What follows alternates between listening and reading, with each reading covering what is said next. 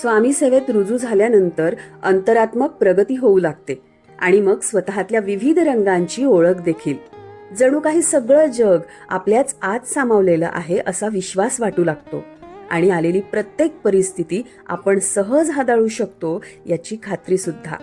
खरं सांगू का, एकदा माझा मित्र बोलता बोलता बोलला होता, कुठेतरी एकाच ठिकाणी जे दैवत आपण मनापासून मानतो तिथे सर्व शंका सोडून, स्वार्थ सोडून, अहंकार तोडून नतमस्तक होता यायला हवं.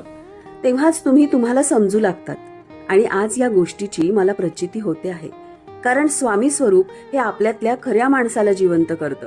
नाहीतर तुम्हाला कल्पना असेलच की आजच्या या जगात उगाचच खोटे मुखवटे घेऊन फिरणाऱ्यांची संख्या कमी नव्हे. आणि त्याच मुखवट्यांसमोर आपल्यावरही कधी मुखवटा चढेल काही सांगता येत नाही. तेव्हा न चुकता, न विसरता, कुठेही न भटकता कोणत्या तरी एका देवाप्रती आपली निस्सीम श्रद्धा, भक्ती असायलाच हवी. जेव्हा असंख्य विचारांच्या गदारोळात आपण भरकटतो ना, त्यावेळी या दृढ श्रद्धेमुळे आपण स्थिर राहू शकतो आणि आपल्या प्रश्नांची उत्तरं आपल्याला सहज मिळवता येतात. श्री स्वामी समर्थ.